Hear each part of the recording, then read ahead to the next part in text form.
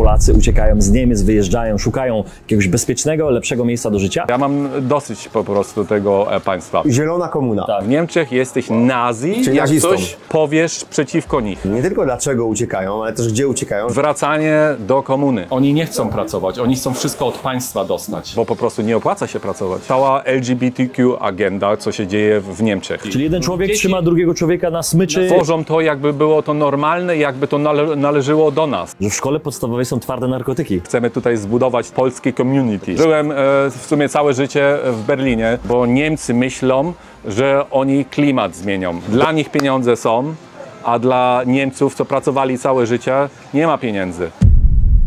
Gościem dzisiejszego odcinka jest Arek Gołaszewski, przedsiębiorca i właściciel hotelu w Berlinie. Prawie 2 lata temu przeprowadził się z całą rodziną na Cypr Północny. Jego misją jest pomoc innym w przeprowadzce i zachęcenie do inwestycji w nieruchomości na Cyprze Północnym, a także wsparcie na każdym etapie tego procesu. Życie na Cyprze Północnym to rodzinna firma, która działa również na rynku niemieckojęzycznym.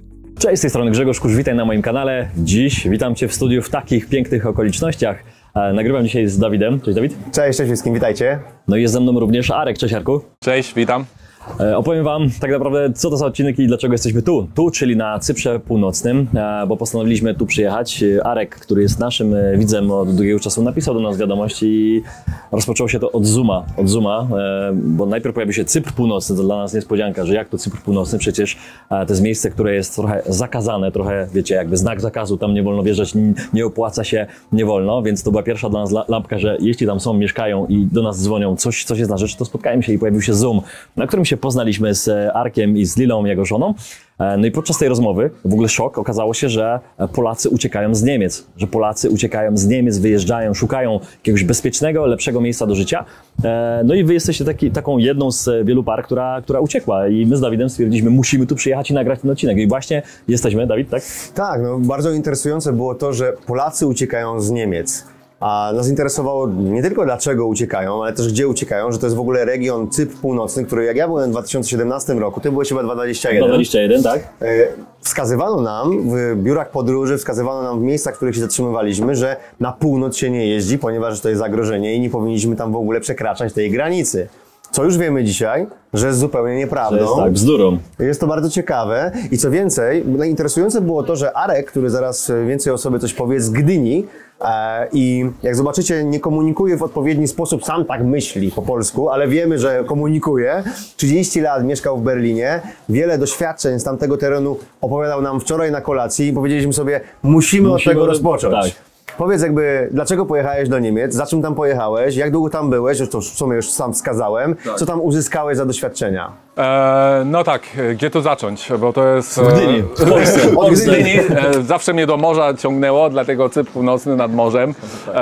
No, generalnie żyłem w sumie całe życie w Berlinie, dlatego lepiej mi po niemiecku rozmawiać niż po polsku. Tym się nie przejmuj. Ale świetnie mówisz po polsku, także też... Wszyscy rozumiemy. To dobrze. No i w sumie kochałem Niemcy, naprawdę kochałem. Zawsze byłem w sercu Polakiem, ale byłem zafascynowany niemiecką systemem, że wszystko funkcjonuje, że jest tak ma być i tak było. Ale zmieniło się to przez ostatnie lata i to bardzo, że z miłości się stała, naprawdę muszę tak powiedzieć, nienawiść. To jest bardzo mocne. To jest tak. Duża zmiana dla Ciebie. Ja teraz przez ponad 1,5 roku 2 razy byłem tylko w Berlinie i to tylko, bo mam jeszcze biznes w Berlinie. Jakbym nie miał w Berlinie biznesu, to bym w życiu już do Niemiec nie polecał.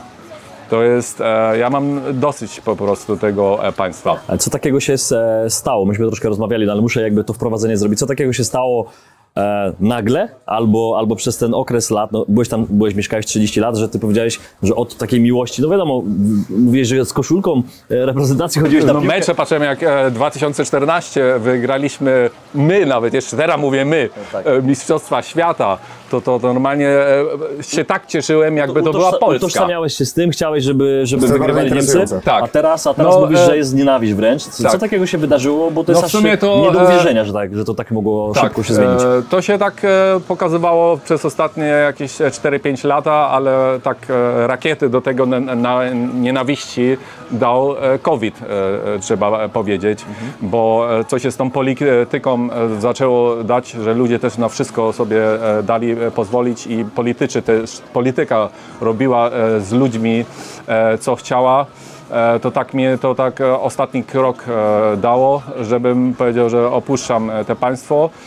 I zawsze chciałem nad morzem mieszkać, w ciepłym kraju i to był tak też napęd zawsze, żeby opuścić ten Berlin, bo jest zawsze zimno, zawsze ciemno, jest taka jakby negatywna chmura nad tym mieście. No i jest dużo innych tematów teraz, nie wiem czy wszystkie mi teraz od razu do głowy przyjdą, ale jest to te podatki wszystkie jakie są. Chyba Niemcy to są państwem na świecie, które ma najwięcej podatków, jakie możesz sobie wyobrazić. Nie ma czegoś, na co nie ma podatku. I teraz coraz nowsze podatki wprowadzają, żeby po prostu ludzi, i to przeważnie ludzi, których nie stać na to, na tym najbardziej cierpią. Element podatkowy jest na pewno istotny, ponieważ gdzieś tam wpływa bardzo mocno na życie. Tak. Ale to, co wzbudziło u mnie takie wow, po prostu wow. Jak wczoraj na kolacji siedzieliśmy i ty mówisz, że powstał obiekt, ja chcę, żebyś sam to powiedział, obiekt dla dzieci, konkretnie nazwany. Ja mówię, jak to jest możliwe? To jest niemożliwe, jest wiele odniesień, myślę. No to jest też jeden z tych punktów, przepraszam, że ci przeszkadzam, co też mi tak, że aż mi się od razu puls tutaj do góry teraz idzie. Co ja rozumiem? No, tak. To jest ta cała LGBTQ agenda, co się dzieje w Niemczech. I to jest taka sprawa, że jak jesteś przeciwko tej agendzie, to jesteś w Niemczech od razu homofobem i jesteś nazi. W Niemczech jesteś nazi, czyli jak nazistą. coś powiesz przeciwko nich. Ja mam kolegów, mam koleżanki, nawet tutaj na Cyprze, co są gejem, co są lesbijką i ja ich bardzo lubię i nie mam, każdy może sobie robić co chce, ale że to jest wszystko tak pokazane, co się dzieje, że dzieci to widzą, że chodzą ludzie i trzymają jak psa na tych Pride paradach.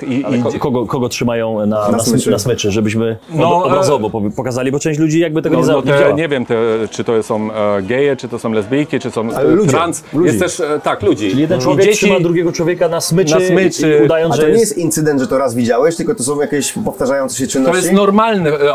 Oni tworzą to, jakby było to normalne, jakby to należało do nas. Do kultury już. Do kultury. Ale to nie jest normalne. pokazują Każdy może robić co chce, ale to nie jest normalne. I ja twierdzę, że dziecko powinno być dzieckiem i nie widzieć takich rzeczy. Wprowadzenie myślę, że mamy. Myślę, że mamy wprowadzenie i czujecie już jakby skąd ten pomysł, że my będąc tu dzisiaj i rozmawiając może o biznesie, nie rozmawiamy o biznesie, zaczęliśmy w ogóle od tej strony, która ciebie i twoją żonę i wielu innych, nie tylko Polaków, ale Niemców, Tak. Anglików, którzy uciekają po prostu ze swoich miejsc, bo widzą, że się to zmienia, szczególnie w Niemczech. Zmotywowała. To był też taki ściągnie z Kanady, z Ameryki to wszystko. I jak z tych wiemy, krajów, z tych krajów, które kiedyś były rajem. Przecież Tak. Niemcy dla wielu Polaków nawet dzisiaj to są takim miejscem, gdzie oni chcą wyjechać po lepsze życie, po lepsze wynagrodzenie, a ty mieszkając tyle lat mówisz, że to już nie jest lepsze miejsce, że tam naprawdę wiele się zmienia i my, będąc Polakami, mieszkając w Polsce, w sensie też jesteś Polakiem, ale nie mieszkałeś wiele lat, a my mieszkamy całe jest życie ta mieszkamy. My tego nie widzimy, tego nie widzimy. To chciałem zapytać cię od razu, Arku, jak inni mieszkający dalej w Niemczech, czy oni tego nie widzą? Bo ty mówisz, że społeczeństwo reaguje na to wszystko, no bo ty to widzisz tylko, tak. wielu ludzi to widzi, co oni robią. Dużo dużych koncernów i ludzi z pieniędzmi to widzą i też każdy szósty duża firma przerzuca swój punkt firmy na inne państwa, gdzie są inne warunki. bo też wszystko pod tą lewą, zieloną agendą teraz, to wszystko idzie zwyż i to jest deindustrializacja się po prostu w Niemczech dzieje.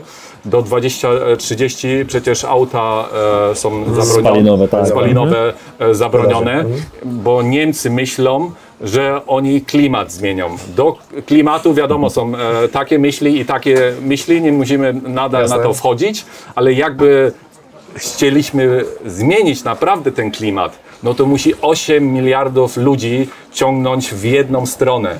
A jak to Niemcy tylko robią, no to nic się nie zmieni, to jest bez sensu i to tylko się i wyłącznie rozchodzi o pieniądze, żeby jak najwięcej podatków od ludzi pod podkładką klimatu zgarnąć. Teraz jest nowe znowuż, że muszą ogrzewania ludzie zmieniać. Tak.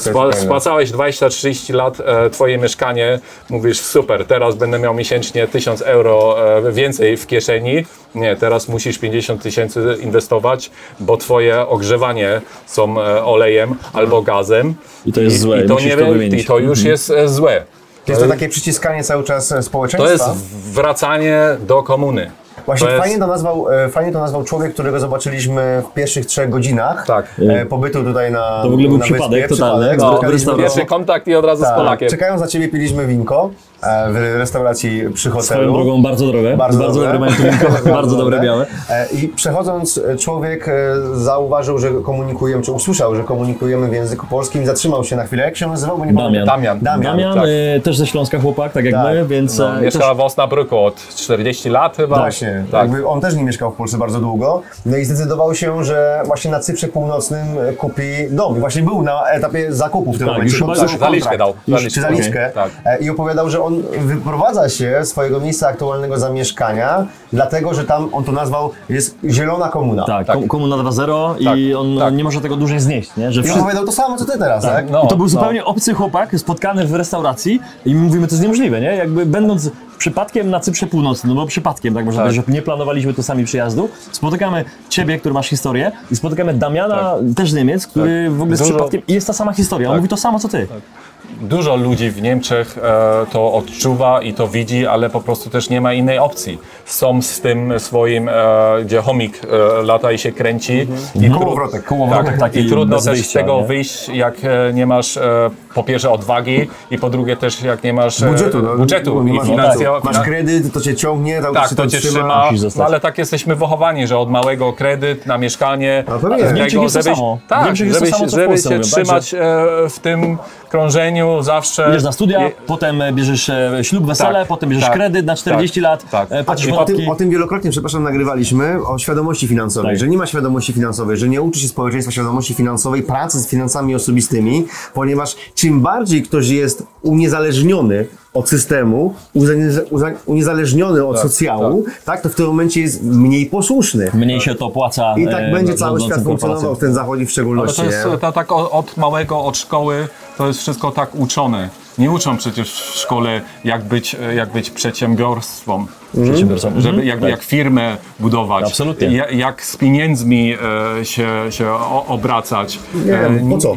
Nie uczą, jak się odżywiać. I to się nie zmieni. Takie ważne rzeczy na życie nie uczą. Nie ma takiej uczą edukacji tylko w Niemczech, jak być w schema F, w systemie zostać aż do emerytury i to jest też taki temat w Niemczech, co znowuż mi puls podskakuje. Cały czas to widzę, te emocje, to prawda? Te emeryci w Niemczech 40 lat pracowali dla tego państwa. Nie wiem, czy to w Polsce ten system jest, że butelki zbierasz, oddajesz do sklepu i dostajesz 25. Powoli to wprowadzają, ale jeszcze... Że ludzie, co 40 lat pracowali, nie mają dosyć pieniędzy, żeby przeżyć i zbierają codziennie butelki, żeby tam sobie te 5-10 euro dorobić. A to emerytów, którzy mają małe emerytury, które nie starczają na życie, też mamy w Polsce. Oczywiście. A to jest inny problem. I też te wszyscy uchodźcy, co przychodzą. Jak to porównasz na przykład jakieś, ile to było, 40 lat temu, jak Turcy emigrowali z Turcji do Niemczech. To był inny człowiek, który chciał pracować. Oni chcieli pracować, oni chcieli coś osiągnąć, oni byli zaangażowani, oni nie byli sobie szkoda im było, nie jak to się mówi, nie wiem jak się mówi, że no, sprzątali ulice, robili... Podejmowali się pracy. Obojętnie jaką pracę, ale żeby zarobić i jakby wdzięczni byli. Ci, co teraz przychodzą, oni nie chcą pracować, oni chcą wszystko od państwa dostać. Jak to wymówisz w Niemczech, to jesteś też od razu nazi. Ja jako Polak to mówię. Ja też przyjechałem do Niemczech i nigdy nie żyłem z państwa. Tylko od 15 roku wieku zacząłem pracować. Miałem 15 lat, sprzedawałem 4 lata lody. Potem do szkoły chodziłem, nawet pizzę rozwoziłem. Nawet w niemieckim wojsku byłem 2 lata. Potem uczyłem się zawodu, otworzyłem firmę, że cały czas robiłem coś, pracowałem coś. A ten typ uchodźców, co teraz do Niemczech od kupę lat przyjeżdża, to tylko siedzi na kieszeni, dla nich pieniądze są, a dla Niemców, co pracowali całe życie, nie ma pieniędzy. Tak samo Niemcy pompują wszędzie pieniądze. Dla Indii pompują, dla Ukrainy pompują, nawet do Chin pompują pieniądze, jak Chiny są dużo dalej technologicznie, że to jest totalny absurd.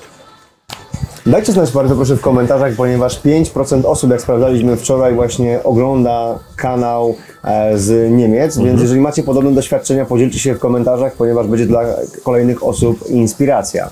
Ja myślę, że warto wspomnieć, bo to jest, mamy już takie porównanie, my będąc na stałe w Polsce i ty będąc tyle lat już od kilku, już jesteś tutaj w tym raju, myślę, takim raju, gdzie możesz mówić, co chcesz, możesz powiedzieć o rzeczywistości, to jak ona faktycznie wygląda, ci nie nazwą cię nazistą. I dla nas to jest jakby znowu coś takiego niesamowitego. Ja już to słyszę któryś raz od którejś osoby i to jest niesamowite, że my w Polsce często narzekamy na to, co jest u nas, a jesteśmy tak blisko sąsiada, gdzie naprawdę ta komuna, ona nie jest tylko na papierze i w agendach, na spotkaniach, tylko ona jest na ulicach. Ona jest w zachowaniach ludzi, w socjalu, który jest rozdawany uchodźcom, którzy przyjeżdżają. Mieszkania są rozdawane. Niemcy, czy Polacy, czy inni, którzy pracują w Niemczech, spłacają kredyty, a każdy uchodźca, który nie jest uchodźcą wojennym, powiedzmy sobie szczerze, przyjeżdża, dostaje socjal, pieniądze na dzieci i mieszkanie i nie pracuje. Jest problemem, jest kosztem. Bo po prostu nie opłaca się pracować. Ja dla mego hotelu po pandemii szukałem personalu na recepcję ponad rok. Nawet nikt się nie pytał o pracę. A Berlin ma ile? Nie wiem, 4 milionów ludzi. Po pandemii tyle ludzi pracy straciło, ale jakoś nikt nie szuka pracy, bo się nie opłaca. No rząd ich uchronił tymi wszystkimi dodatkami, u nas to powoli też wchodzi i my też to widzimy w kwestii jakichś dodatków. Ale w Polsce widać takie ruchy społeczne, które jakby idą w kierunku, blokują. Będą spowalniały to. U nas duży poziom spowolnienia tego kierunku. I też świadomości dużo większej społeczeństwa, bo cokolwiek by się nie wprowadziło, to jest jakaś grupa ludzi, która z tego korzysta i jest takim pozytywnym beneficjentem i ona mówi, tak, dajcie nam to jest pozytywne, ale jest druga grupa ludzi, która mogłaby z tego korzystać również. Nie wiem, 500 plus jest, czy 800 zaraz plus jest dobrym przykładem i część ludzi mówi, ja też mogę to brać, ale wiem, jaki to ma wpływ na społeczeństwo, że ceny pójdą do góry i to nie jest dobre rozwiązanie, żeby wszystkim to dawać. Ta swoboda wypowiedzi u nas jeszcze funkcjonuje. I można takie filmy nagrywać, można to mówić na ulicy i ludzie rozmawiają. Są dwie grupy, które się nie zgadzają, ale rozmawiają, dyskutują. A w Niemczech tego już nie ma, z tego co mówisz. No, w Niemczech tak jest, że mówią, że Niemiec to zawsze był dobry przykład dla demokracji. Tak. Ale teraz widać, że AfD to jest ta prawa... Prawicowa, tak? Nie, no tak, rechtspopulisten. Aha, okay. No mówią o nich też, że oni są nazis, bo chcą to zatrzymać tych uchodźców, wszystko i są bardzo pro Niemcy po prostu są. I inna polityka tak na nich jedzie, że to już nic nie ma z demokratii wspólnego. Ja myślę, że każde media są też w tą stronę, są jedną stronę, tą zieloną, lewą agendę ustawioną, że te partie, stare partie jak CDU, SPD, to one wszystkie też w sumie już są w lewą stronę, a nie jak to było kiedyś ustawiona ta polityczna agenda ich. Myślę, że ten temat można byłoby na każdą stronę, w różne strony jakby kierunkować, wałkować, rozszerzyć i tak dalej. Wiele się o tym mówi i też na kanale wiele razy o tym wspominaliśmy, że w jakiś sposób Europa, którą znamy, umiera. I ja myślę, że tutaj możemy tak podsumować to zdanie, ale teraz powiedz nam, dlaczego Cypr Północny? Czemu tutaj wyjechaliście, na stałe tu mieszkacie? Dlaczego? Tutaj. Tak. No dla mnie mogę powiedzieć, że ja nie jestem już dawno przekonany Unii Europejskiej. Jak ktoś nie jest przekonany Unii Europejskiej, to jest najbliższe wyjście. Myślałem też się wyprowadzić do Azji, do Tajlandii. Mogłeś do Wielkiej Brytanii, bo też nie jest w Unii Europejskiej, ale za zimno. Za zimno. Okay. Myślałem o Urugwaju, Paragwaju, ale to jest inna mentalność, za daleko. Czas przestawienia. No tak, do Ameryki nawet nie zadzwonisz do domu, bo nie wiesz, która godzina. Dokładnie. Tutaj jest godzina różnicy, nie? Godzina tylko. No i 3,5 godziny samolot i jesteś tu. To znaczy, że rodzina, koledzy, wszyscy cię odwiedzą bez problemu. Na weekend przyjadą. Żeby gdzieś na Urugwaj lecieć, to musisz to planować miesiące. No i jest europejski klimat po prostu, bo tutaj jest dużo Niemców, dużo Anglików, ze Skandynawii są. Miejmy nadzieję, że coraz więcej Polaków teraz będzie. Chcemy tutaj zbudować też jakby polski community. Takie społeczność taką. Tak, bo jest to angielskie, jest to niemieckie, co są tak dwie największe. No i teraz będziemy próbować to dla Polaków też budować, żeby spotkania polskie były. No i tak mamy dużo pomysłów w tą stronę. Klimat jest przepiękny.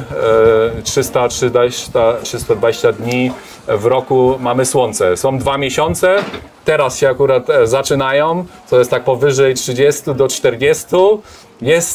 Jest ciężko to wytrzymać, ale potem znowuż to tak schodzi na 28, 27 i mamy tak w styczniu 15 stopni, w lutym 15 i się zaczyna 20 wyż, że nigdy nie potrzebujesz czapki albo szalika, albo rękawiczek, albo zimowe buty.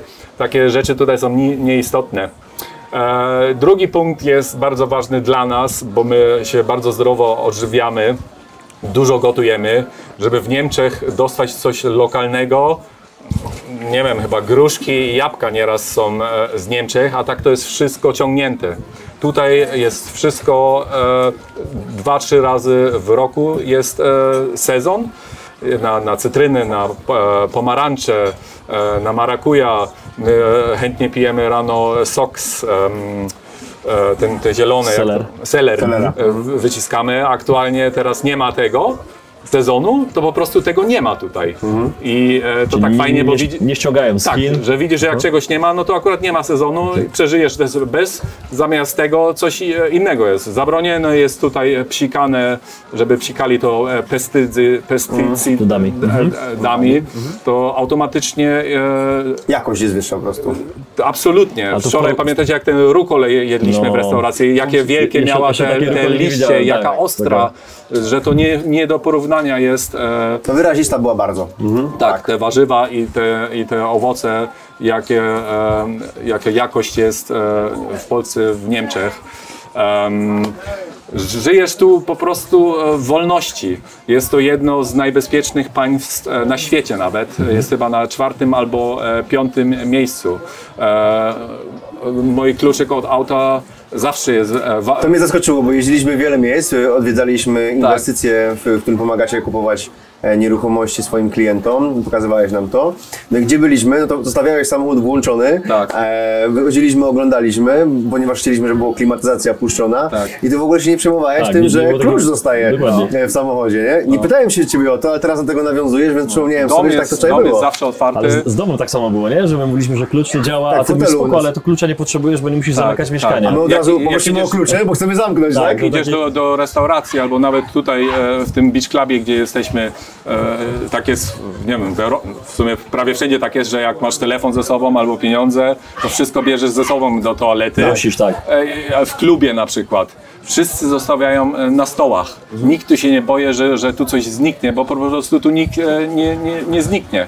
To jest taki dla dzieci też komfort, że dzieci tutaj są bezpieczne, że możesz ich puścić na ulicę i wiesz, że nic się nie stanie. W Berlinie, żeby ktoś puścić ubanem, gdzie te pijaństwo i te narkotyki, To jest też taki temat w Berlinie. Ja teraz jak do Berlina jadę i to widzę, co się tam na ulicach dzieje. Tutaj tego nie ma. Tutaj nie ma pijaństwa na ulicy, nigdy żebraka na ulicy. Bezdomnych w ogóle nie ma tutaj. Absolutnie nie ma takiego czegoś, bo rodzina tutaj ma wartość jeszcze. Jak nie masz pieniędzy, to rodzina cię wspiera. A to są w ogóle wartości, które w Polsce, które u nas, które w naszych rodzinach były, więc my o nich rozmawiamy i one są dalej, ale one były wtedy, kiedy miały być, wtedy, kiedy mieliśmy właśnie 4, 5, 7 lat, to o tym mówiono, a ty mówisz, że w Niemczech czy w tych krajach zachodnich, lepszych, tak jak nam mówiono, że tam jest lepiej, to dzisiaj się pokazuje inne rzeczy. Twoja żona wczoraj powiedziała, powiedz, czy ja dobrze to zrozumiałem, czy dobrze zapamiętałem, że w szkole podstawowej są twarde narkotyki. Tak, to jest w Berlinie, to jest normalka, że masz... W podstawowej szkole. W szkole podstawowej, czyli 13, dzieci mają... 14, 15 lat, Okej. żeby trawę dostać, albo nawet ecstasy, to jest żaden problem. Jak ja bym miał dzieci w Berlinie wychowywać, to jest dla mnie, w życiu bym się bał o dzieci. To jest straszne, to jest po prostu straszne, co A to się też dzieje. dostrzegamy u nas. Ale to nie jest też przykład Ale na nie chodzi- Berlin, tylko dużo europejskich metropolach tak się po prostu Są takie dzieje. incydenty na pewno, są takie incydenty na pewno u nas w kraju również, bo to słyszymy, czytamy czasami o tym, one są, ale ty tak wyraziście o tym mówisz, tak jakby to było naturalne. Że tak jakby to jest. było na porządku dziennym, nie? Że nasze pytanie jest... Smutne to jest, ale taka jest prawda. No. I tutaj to jest nieistotne i to też tak... No co mam powiedzieć? Żyję tu ponad 1,5 roku, ani sekundy jeszcze tego Nie doświadczyłeś. że powiedziałem, że czy to było dobre wyjście, czy... Aha, okej, nie żałowałeś. Nie żałowałem tego ani sekundy. Cały dzień się cieszymy tym, co tutaj mamy, tymi ludźmi. Tak jak wczoraj też wam mówiłem, że oni tutaj naprawdę ciężko pracują, te ludzie, Tak. bo tutaj ludzie pracują od poniedziałku do soboty generalnie. Niedziela jest święta, a oni pracują tu po 12 godzin. O 11 w nocy, jeszcze uśmiechnięci i to nie jest... To jest ciekawe, no. że oni to od serca robią, że pomagają i chodzą za tobą, że nie wchodzą ci w tyłek, Ale tylko są tak, pomocni bardzo, tak. To że też tak od serca to zauważyliśmy, wszystko jest, tak że to odczuwasz. Tak, dla Niemcy się mówi Servicewüste, że to jest Sahara serwisowa, że tak nie ma tego serwisu, że wszyscy takie... Smutne, Taka depresja, twarde, że muszą coś niechcenia, robić, tak? Tak. A No. tu faktycznie ja też mogę powiedzieć, że ten serwis jest na super poziomie, że ludzie są uśmiechnięci z różnych krajów. To są ludzie z całego świata. Widać, że to nie tylko są Cypryjczycy, Turcy, dużo Grecy. z Turcji, z Pakistanu, dużo ludzi z Rosji, z Ukrainy też. Bardzo różni ludzie tutaj są. No, można powiedzieć, że cały świat. Tak, jest bardzo multikulti, to wszystko, każda religia jest tutaj chętnie widzona. Muslimska jest też, wiadomo, ale nie odczuwasz tego w ogóle, żeby Nie. w puście kogoś tutaj spotkać. No ja nie widziałem. To jest... ja nie widziałem. Jest dzisiaj trzeci dzień chyba, tak? Trzeci? Tak, nie widziałem, Więc, ale chcę powiedzieć tylko jedno, że bardzo podobne rzeczy, jak byliśmy na Zoomie, jak się poznawaliśmy w tej formie, to właśnie mówiłeś, tak? I ja pamiętam, jak rozłączyliśmy się, mówię do Grześka, Krzysiek, ale nie sądzę, żeby było aż tak dobrze, jak on opowiada, No. nie? Że tam wiadomo, że jak ktoś ci komuś komunikuje, prezentuje, no to się mu to, powiem kolokwialnie, sprzedaje, nie? I powiem ci, że tej koloryzacji takiej jakiejś wielkiej nie dostrzegam, jak tu jestem. To znaczy, że faktycznie jest tak, jak mówisz.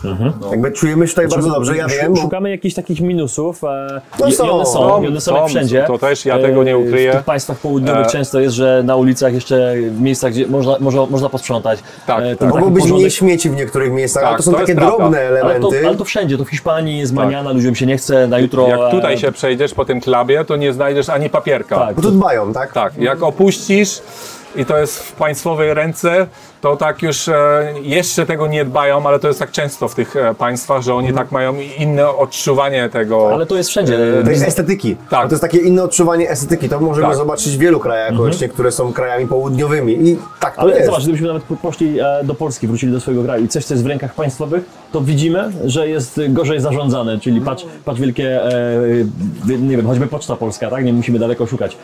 Konkurencja, czyli Impost poradził sobie świetnie na rynku konkurencji, a Poczta została tam i to jest w rękach państwowych i widzimy, że to gorzej działa. Tak samo jest ze sprzątaniem i z usługami wieloma, w wielu miejscach na świecie, nie tylko tu. I byliśmy w wielu restauracjach, które nam też pokazywaliście, nie? Jedliśmy bardzo fajną rybkę, taki zestawik, był dość ciekawy. Dzisiaj też mam nadzieję, że będziemy w fajnym miejscu. Tak, No jasne. ale mówiliście o tym, że to są lokalne rzeczy i przygotowaliście prezent, tak? Dla naszych widzów. Jaki to jest prezent konkretnie, co przygotowaliście? Może byś powiedział teraz o tym? Przygotowaliśmy dla Was, dla naszych widzów i dla wszystkich, którzy się tym interesują tematem Cypr Północny, e-book zrobiliśmy, na którym są informacje, które nie dostaniesz tak w internecie, gdzie możesz iść na lokalne jedzenie, lokalne śniadanie, gdzie możesz pływać z żółwiami. Ostatnio byliśmy pływać z żółwiami. Takie ogromne były, to było normalnie przepiękne, gdzie są fajne hotele, nie tylko te wielkie hotele, tylko malutkie butik hoteliki gdzieś w górach, gdzie możesz w górach hiking, jak się chodzi po górach, nie wiem jak po polsku się mówi, plaże, które nie są takie w beach clubach, tylko trochę są schowane, no i dużo więcej.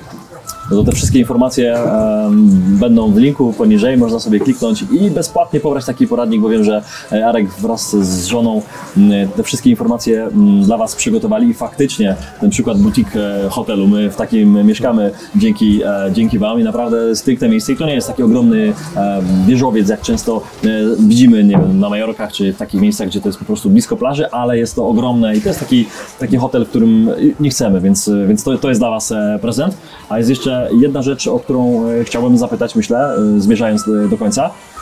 Czym, Arek, się w ogóle biznesowo tutaj zajmujecie? No bo wiadomo, przyjeżdżacie, mówicie, że fajne miejsce, że można odpoczywać, no ale cash trzeba zarabiać. My w Polsce mamy firmy, ty w Niemczech mówisz, że masz hotel czy nieruchomości, no ale co tutaj? Co tutaj robicie? No, naszym głównym biznesem to jest sprzedawać nieruchomości, ale robimy taki package, all-inclusive package, że pomagamy wszystkim, że nie tylko nieruchomości, tylko robimy serwis od początku do końca. Odbieramy klienta z lotniska, rezerwujemy dla klienta hotel, potem pokazujemy deweloperów albo resale, zależy kto coś chce, albo ziemię. Niektórzy klienci chcą ziemię kupić i samemu budować. To znajdziemy ziemię, idziemy do adwokata z klientem, idziemy do banku, otwieramy konto tutaj dla klienta. Po zakupnie jesteśmy też dalej dla klienta, że nie zostawimy klienta na lodzie. Jak podpisze kontrakt, zgarniemy prowizję i do widzenia, tylko pomagamy w rezydencji, mamy kontakty do policji, pomożemy auto kupić. Jak inwestor kupi coś do wynajęcia, to my bierzemy tą nieruchomość i wynajmujemy to. Zarządzacie nieruchomościami, okej. Tak.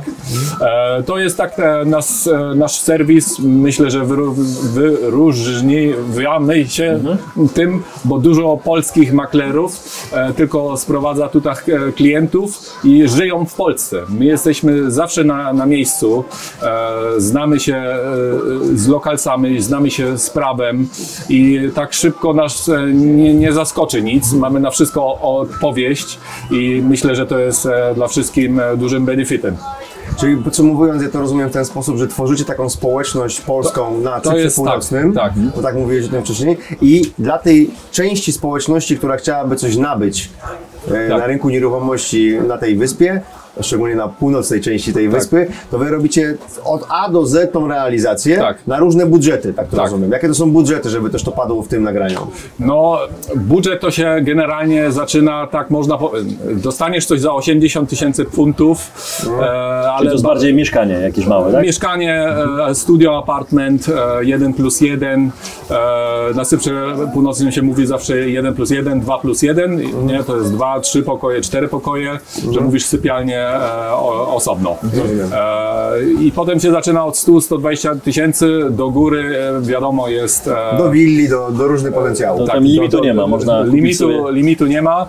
No i próbujemy po prostu tutaj dla Polaków community zbudować, żeby mogli się poznać, spotkać. To, co dla Anglików i dla Niemców tutaj już egzystuje, chcemy to zbudować dla Polaka, żeby czuł się tutaj też ze swoimi, no i można trochę wódki sobie wypić z Polakiem, nie? A nie z Niemcem i z Brytyjczykiem, czy z Turkiem. No, rozumiemy to. Polak się ucieszy, jak swojego spotka. To jest dobry pomysł, bo faktycznie wspominam, że istnieją tutaj wioski dla pełne Niemców, którzy sobie tutaj po prostu kupili mieszkanie, Anglików, którzy kupili sobie domy i żyją w takich społecznościach. Często to są podobni ludzie do siebie. Zresztą Anglia, Wielka Brytania wyszła z Unii Europejskiej, więc myślę, że podobne problemy są w ich głowach, że mieli dość tej Unii Europejskiej. I wielu tych Anglików też zrozumiało ten problem. I przylatują tutaj i działają, więc ten pomysł twojej tej pomocy i tworzenia społeczności jest mega fajnym pomysłem. My sami jesteśmy coraz bardziej do tego przekonani. Przyjeżdżaliśmy tutaj bardzo neutralnie, powiem szczerze, a dzisiaj w trzecim dniu widzimy, że już planujemy kolejny przylot. Myślimy, kiedy przylecieć. Bo nam się podoba tutaj. Możemy zostać częścią tej społeczności, ale w ramach turystyki na razie. Na razie. A potem pomyślimy, zobaczymy jak to tam. Zobaczymy, bo nam się podobają te domy, wielkie domy z basenami od razu przy wodzie, ale tam budżet jest jeszcze poza naszym zasięgiem, ale może kiedyś. Pieniądze tam, żeby w Polsce inwestować macie, a tutaj nie macie, czy co? To nie są te pracujemy nad tym jeszcze. Nie zarabiamy w funtach w Polsce, to jest ten problem. Jeżeli będziecie chcieli zobaczyć więcej informacji na temat tego, jak właśnie tutaj działają związane z nieruchomościami Arek i jego małżonka, to nagraliśmy kolejne nagranie, które jest dostępne na ich kanale i link będzie w opisie tego filmu i tam będziecie mogli zobaczyć więcej informacji na ten temat. Dokładnie tak. Arku, dziękujemy za to, że nas tutaj zaprosiłeś, za tą rozmowę. Myślę, że sporo informacji takich nie tylko o Cyprze, ale też o tym, co się działo w Niemczech, bo to mocny odcinek, myślę. To było ważne. Także to było ważne, żeby dzisiaj to nagrać, żeby to poszło. Także dziękujemy Tobie, Twojej żonie. Dziękujemy za zaproszenie. No i w kontakcie. Dziękujemy, do zobaczenia. Cześć. Do zobaczenia, cześć.